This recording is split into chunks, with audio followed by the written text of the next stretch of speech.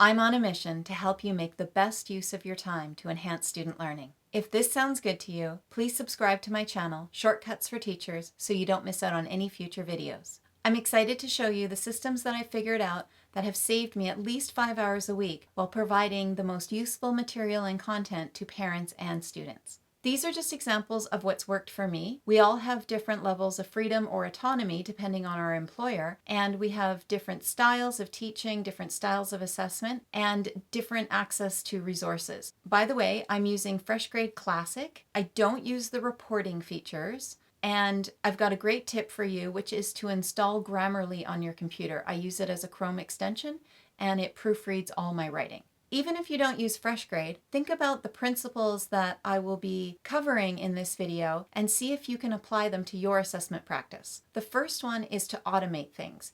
How can you replicate things automatically so that you're not constantly reinventing the wheel? Not only do you save yourself time when you can reuse your previous work, but you can always improve upon it. And each year it can become more refined, more clear, more detailed, and more effective. Being able to reuse what you've done before and make it better is a huge time saver and a way to get better and better with your practice without having to work harder and harder. Another principle that is a great thing to keep in mind is to always look for clarity. When you're communicating, you want to get the message across as clearly as you can. So sometimes less is more. Sometimes writing something in a short way is better than writing it in a long, expanded way. Sometimes using simpler language is better than using the exact right vocabulary word if it's something that maybe your students or some parents, if they don't have English as their first language, would understand. I deliberately try to simplify my language to make it accessible to students and parents of all cultures.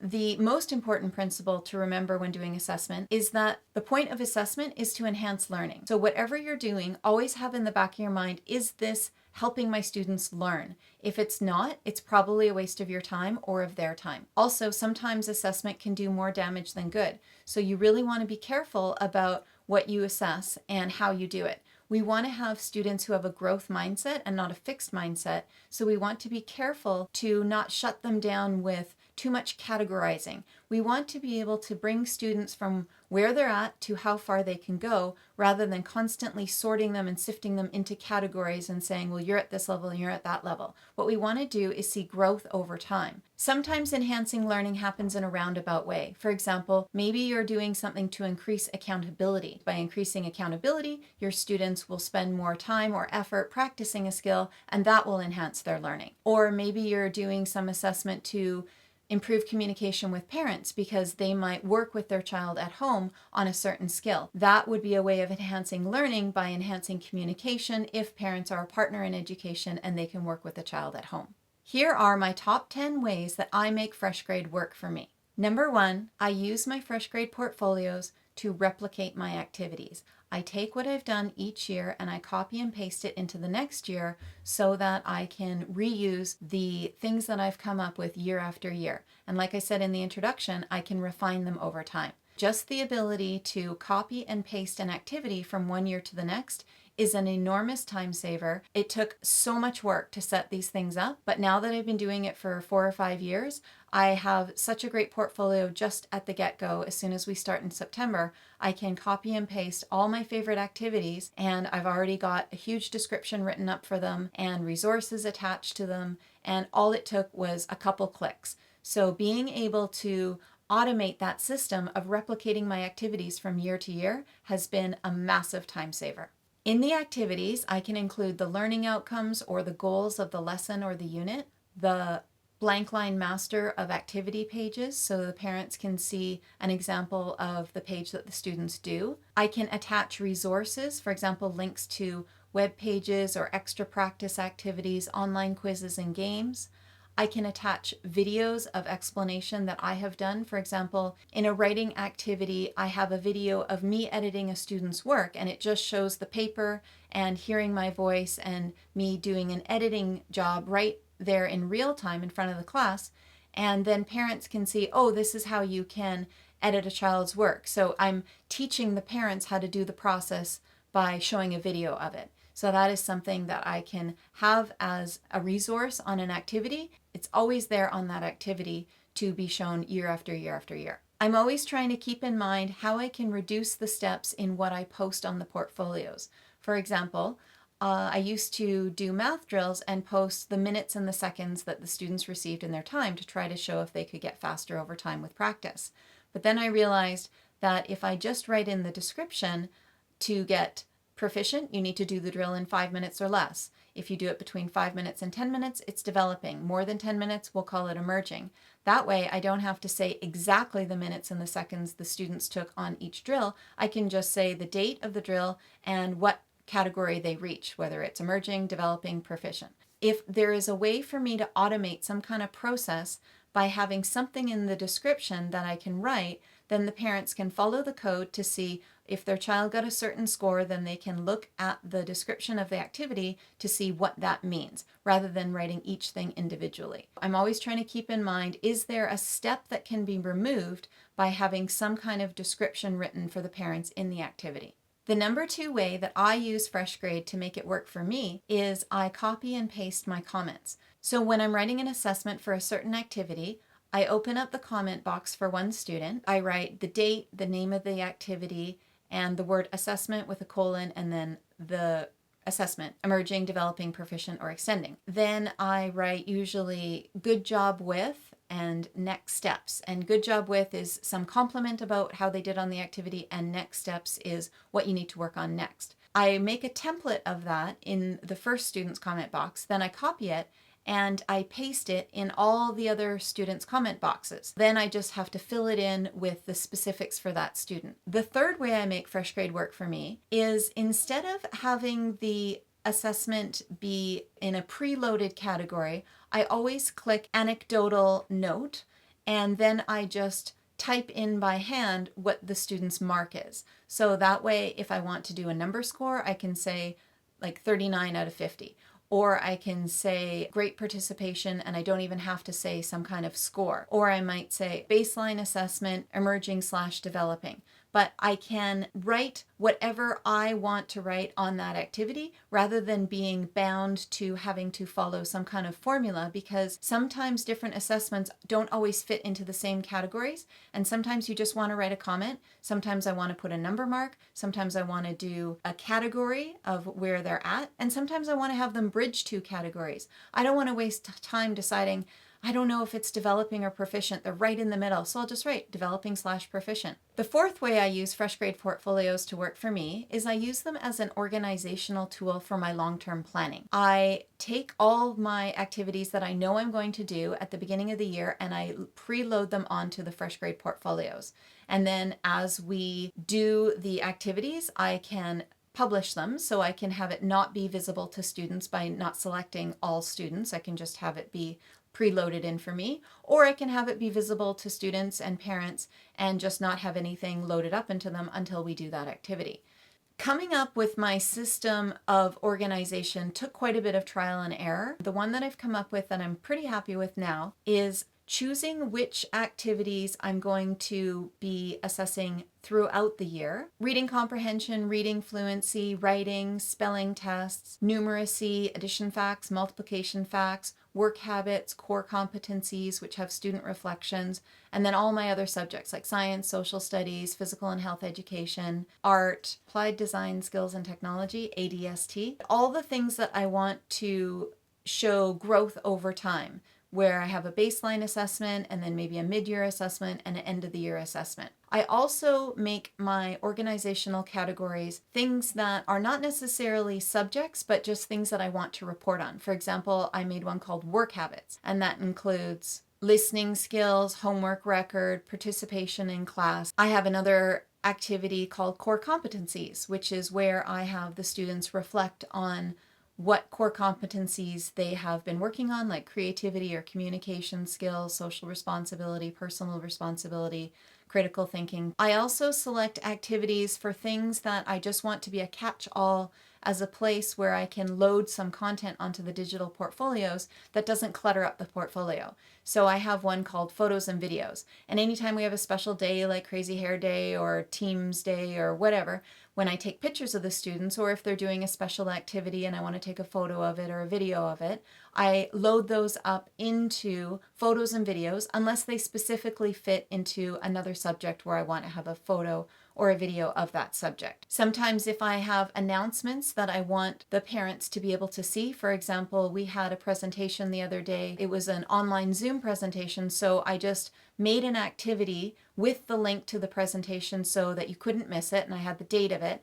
And then after the presentation, I just deleted that activity from the portfolios. So I use it also as sort of like a message board, something like what you would put on a website, but you can just put those links on right on the Freshgrade digital portfolio. With the portfolios, the most current date is always at the top. If I want something to be at the very top, I just put a date for a future date, so it's always anchored to the top. Or the date that I posted an activity or edited an update to that activity, then I change the date to that date. It's a timeline and it's got the most current things always at the top of the portfolios. The fifth way I use the Freshgrade portfolios to work for me is I use them as a tool to increase student accountability.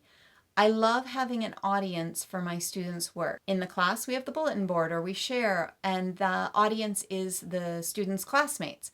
But sometimes students can get really motivated by knowing that something will go on their digital portfolio to show their parents or grandparents. Having this place to publish their work provides more incentive for students to do their best work. Sometimes I might say, make sure you do your best printing because this will be uploaded to your digital portfolio. It's also a very convenient way of increasing student accountability because it's instantly posted. In the old days, before I had digital portfolios, I used to send tests home with a sign-in return form and then collect them back, because if I didn't do that, then parents would come to me and say, I didn't know that they didn't know this, and how come I wasn't told about this? So I always had to figure out a way to keep parents in the loop. It is so much faster to just upload the marks on the digital portfolio, and then it's up to the parents to have to check that, as opposed to me sending home things to get signed and returned and keeping track of all those things. The sixth way that I use my Freshgrade portfolios to work for me is I use it as a tool to anticipate and answer questions from parents before they ask them. If it's a project, here is the criteria for a project. If it's a test, this is how the marks were assessed. Where can I find this assessment? You can find it in this duotang or that duotang. Or marks were based on participation in class and presentations, or marks were based on vocabulary quizzes. Whatever I know that they're going to ask, I can have it all written up ahead of time in the Freshgrade portfolios so that parents know exactly what the assessment was based on. They know exactly what they can do to help. They know where to find the information if they want to look at it specifically to see their child's work. All of these questions that I used to get through phone calls and emails, now I can provide that information in the digital portfolio to everyone. And not every parent has these kinds of questions, but there are always those super keen parents that really want to know everything they can find out to help support their child's learning. Just having it written up there for them to browse at their convenience, I just can't even count how many hours of time it saves me from having all of these individual questions, because for each child it's an individual thing. How can I help my child with this thing? But it's actually the same way to help all the children often. And if it's something specific, individual to the child, then I can write that directly on the Freshgrade portfolio with the good job with or next steps and exactly what they need to do. I literally had an email about this just a few days ago. A parent emailed me and said, can you give me some ways that I can help support my child with learning over the summer? And I just wrote back, please see the Freshgrade portfolio post, ways to support learning over the summer. Everything you need to know is there. And it was just so nice to have that easy answer that I can send back, and the parent just wrote back, okay, great, thanks. And it's got a list of probably 30 different links to different resources, practice pages, ways to help with learning over the summer. So when you tend to get these same questions year after year, you can get out ahead of it and provide the answers before they're even asking. Here's a good tip. Put at the very top of your portfolio an activity titled simply press more to see more information on every post, because parents don't always know that they have to click the More button in order to see the write-up for the activity or to see all the links to the resources. So for the first couple months, right at the top of the portfolio anchored, I have an activity called Press More to see more information on every post. And then after a few months, I just dropped that down to the bottom of the portfolio by changing the date. And by then, parents have figured out how to navigate through the portfolios. The seventh way that I use the Freshgrade portfolios to work for me is to keep the parents informed. So here's an example. I recently wrote my year-end summary report card comments, and I wrote it about the first or second week of June. And after spending a couple weekends writing a general comment to each student, a numeracy comment, a reading comment, a writing comment, I thought, this is so much time that I've spent writing these comments, and they're going to see it on the last day of school on a piece of paper and then probably recycle it. And I just thought that that was a waste of my time. So what I did is I copied my intro comment onto an activity on Freshgrade called June Comments. And then the parents can have a few weeks to sort of process what I've said as a summary comment for the year. And I copied the writing part that I wrote on an activity on Freshgrade called Writing, and the reading comment went on to the reading comprehension activity, and the numeracy comment went on to the math tests activity that I had, and I changed the name of it from math tests to numeracy. So I'm sort of double dipping. If I'm taking the time to write these summary report card comments, I want to make sure that that information is digested. So I put it on the Freshgrade portfolio to expand the life of the comment. And also then I have it in following years as something that I can go back and look at. If I'm kind of like stuck on wording or something, I can look through my previous comments and say, oh yeah, I had that phrase that worked really well. Another tip that is super helpful if you get stuck on writing comments is to have the students do a self-reflection in all the different categories.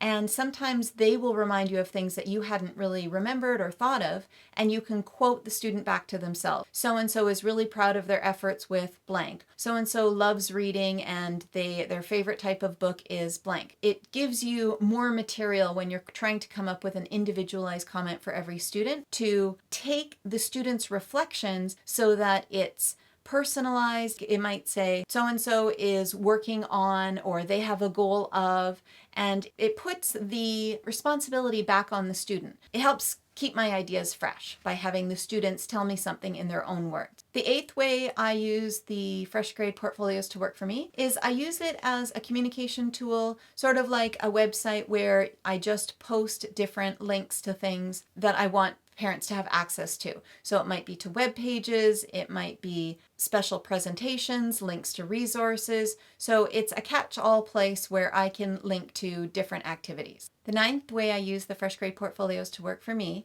is I think of them as a window into the classroom. I use videos or photos. I post these so parents can have an idea of what's going on in the classroom. What's it like in the gym when we do PE? What's it like when we're doing art? What's it like when we're practicing plays and presenting them? What's it like when we're doing math games or problem solving? And I can just take a short video and post it as a resource to the activity, and the parents can have a really good idea of what kind of learning goes on in the classroom. In the old days, almost everything was kind of paper and pencil and just delivery of content. Students absorbed the content and then they did their practice pages. Nowadays, there's so much more discussion and group work and things that maybe parents have never seen before. Having this window into the classroom is a wonderful way for them to be able to talk with their child about their learning, ask questions, just sort of have an idea of what goes on in the day. A tip for doing this in an efficient way is instead of taking pictures of students' work individually and posting it to their individual portfolios, whenever I can, I take a picture of everyone's work at once and post it as a resource, so you only have to do it as a single click. In gym, instead of taking videos of every student doing a skill,